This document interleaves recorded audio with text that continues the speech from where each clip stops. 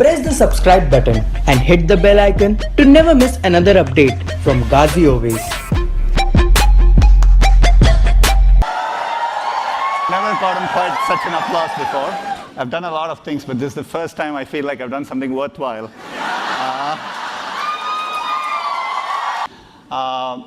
Shahrukh needs no introduction, but he's one of the most popular and acclaimed actors in India.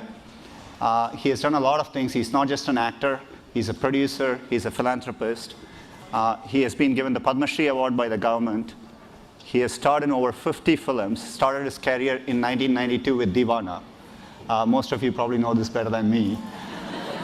And he has also won the UNESCO Award for all his philanthropic work as well. They had a great show last night. A bunch of my friends were there. And Shahrukh just told me it was their last show. And so they partied hard late last night. So he's probably a bit tired, but I'm very, very glad he's here. So let's welcome Shahrukh onto the stage.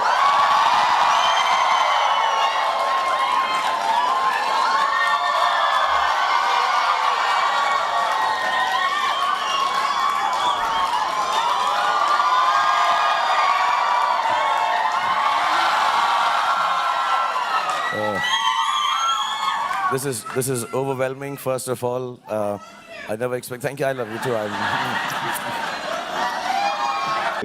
You've done such a diverse range of films. What's the most challenging role you've done? Why? Can you talk a little bit about that? It's always the next one. Yeah, it's never the one that I've done, because if I've done it, then it's over and done with. And however badly I may have done it, but it's no longer a challenge.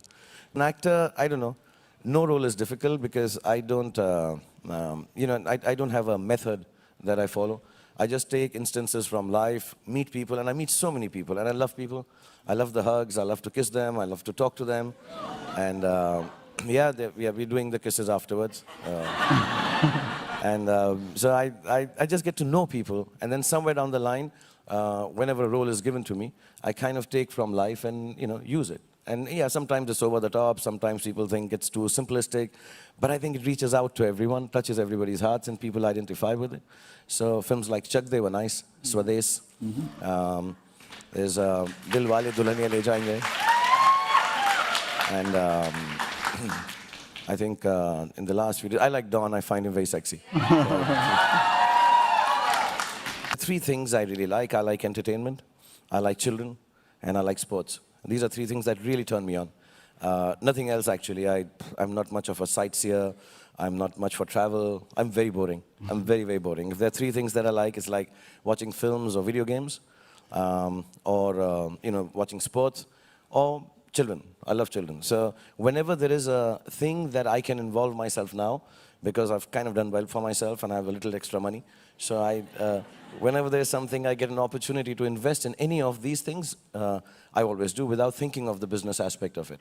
So business-wise, I don't know if they're doing well or not. My team is here, they'll tell you. I have to keep working hard and bringing the money in. But VFX was part of entertainment. IPL was because I like sports. And I really wanted to play. I wanted to be a football player or a hockey player. And it sounds very pompous. When I couldn't become a player, I thought, let me just go ahead and buy a team instead. But I did for my kids. That's the way I think as well. So no. Yeah, so let's go and buy a team. My kids liked it. We were sitting one day and they said we should have a league team because of the English Premiership League and all.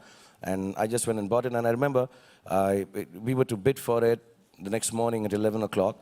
And the bidding was very high, much more than I could afford or I still can afford. And all big corporates were doing it. And I was awake, and I was hoping somehow my bid is not accepted because I didn't have the money.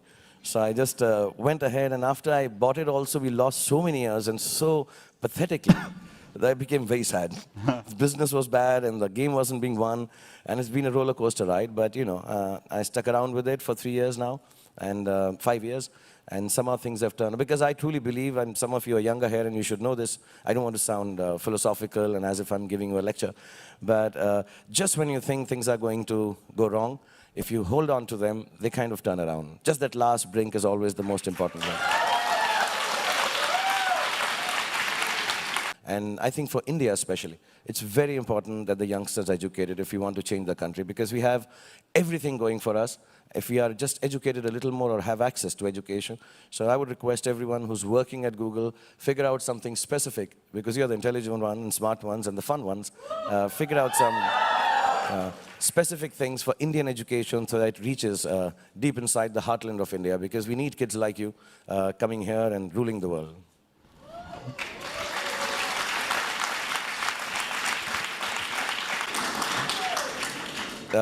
Deepika, as you all know, started with Om Shanti Om. So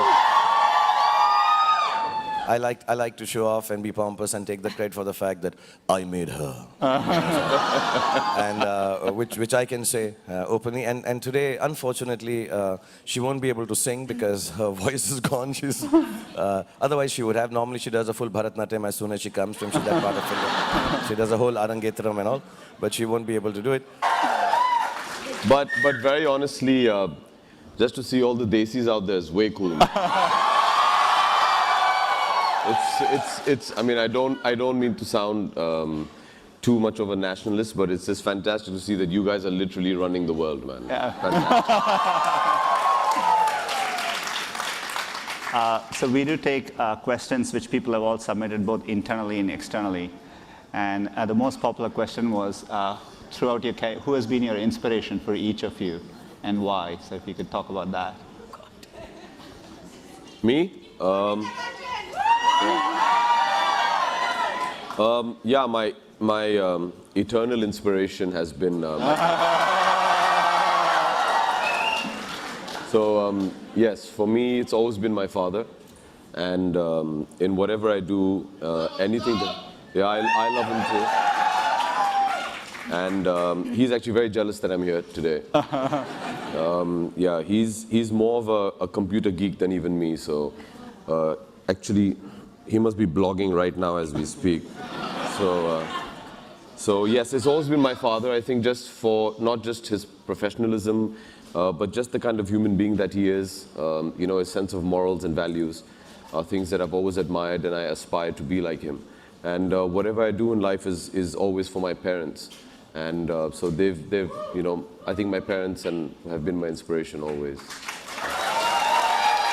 No, I get inspired by, I've always said this, and it may sound a little strange, but I get inspired not by special people, I get inspired by ordinary people.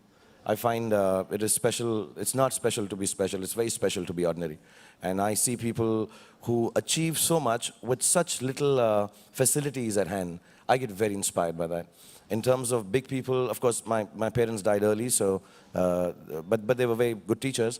So some of the people I've liked may sound a little odd, but Muhammad Ali, I like the boxer. Oh, there you go. I really get inspired by his story.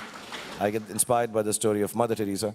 And I've never had the opportunity to meet either of them, but whatever little I've read, and I make it a point to read about them. And that's why maybe sometimes I come across a little arrogant, because of Muhammad Ali, not Mother Teresa.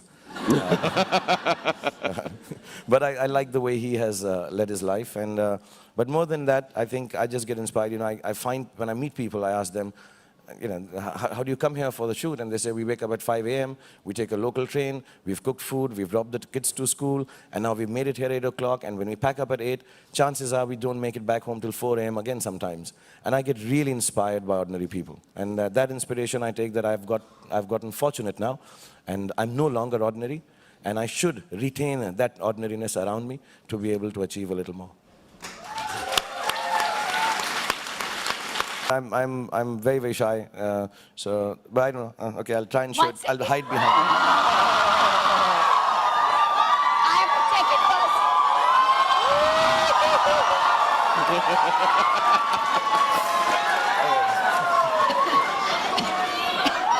first. I'm sorry, I'll start blushing and all.